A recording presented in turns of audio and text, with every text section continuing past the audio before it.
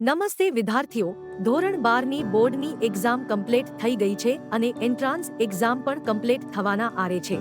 ACPC દ્વારા professional કોર્સિસના એડમિશનની માહિતી માટે એડમિશન અવેરનેસ સેમિનારનું આયોજન કરેલ છે. આ સેમિનાર ધોરણ 12ના વિદ્યાર્થીઓ માટે ઓર્ગેનાઇઝ કરેલું છે. ગુજરાત રાજ્યના અલગ અલગ ડિસ્ટ્રિક્ટમાં એપ્રિલ તથા મે મહિનામાં સેટરડે અને સન્ડે પર આ સેમિનારનું આયોજન કરેલ છે, જેને અટેન્ડ કરવા માટે કોઈ પણ ચાર્જ આપવાના રહેતા નથી. આ સેમિનારની વધુ વિગત એસીપીસીની ઓફિશિયલ વેબસાઇટ તથા સોશિયલ મીડિયાના પેજ પર મૂકેલ છે.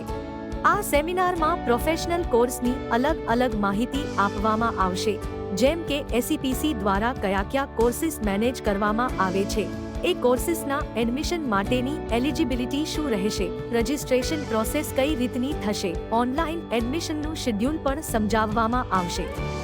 મેરિટ પ્રિપેરેશન કઈ રીતે કરવામાં આવે છે, રેન્ક આવ્યા પછી ચોઇસ ફિલિંગ કઈ રીતે કરવી, ચોઇસ ફિલિંગ બાદ તમારું અલોટમેન્ટ તમે કઈ રીતે જોઈ શકશો, એલોટ થયેલા એડમિશનને કન્ફર્મ કે વિથડ્રો કેવી રીતે કરવું, રાઉન્ડ 1નું એડમિશન કમ્પ્લીટ થયા બાદ રિસ્ફિલિંગ રાઉન્ડમાં ભાગ કેવી રીતે લેવો અને કેવી રીતે પ્રોસેસ કરવી અને ફ્રી રિફંડના રૂલ્સ અને પ્રોસેસ પણ સમજાવવામાં આવશે.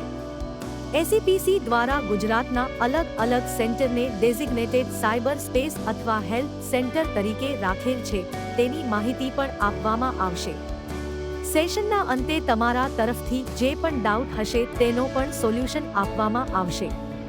તારીખ 13 એપ્રિલ શનિવાર સવારે 11 વાગ્યે નડિયાદ, ભરૂચ, મહેસાણા, વડોદરા અને ગાંધીધામ આદિપુર ખાતે અવેરનેસ સેમિનારનું આયોજન કરેલ છે, જેનું લોકેશન અને ડિટેલ એડ્રેસ અહીંયા દર્શાવેલ છે.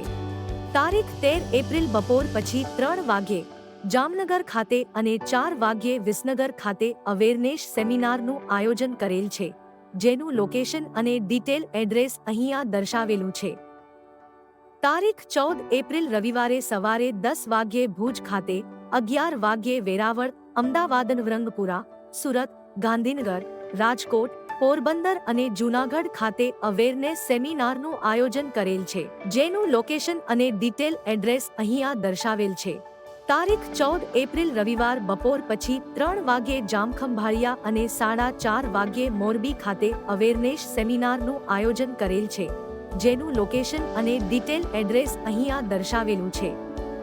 હવે પછીના અવેરનેસ કાર્યક્રમની માહિતી વેબસાઇટ પર ઉપલબ્ધ છે, તેમજ વિડીયો દ્વારા પણ આપવામાં આવશે, જેની ડિટેલ ઇન્ફોર્મેશન માટે તમે એસીપીસીની ઓફિશિયલ વેબસાઇટ અને હેલ્પ સેન્ટર પર કોન્ટેક્ટ કરીને જાણી શકો છો. એસીપીસી દ્વારા વેબસાઇટ ઉપરાંત માહિતીના પ્રચાર માટે સોશિયલ મીડિયા પણ ચાલુ કરાયેલ છે, તો એના માટે તમે યુટ્યુબ ચેનલને સબસ્ક્રાઇબ કરી શકો છો અને એસીપીસીના ઇન્સ્ટાગ્રામ પેજને ફોલો કરી શકો છો.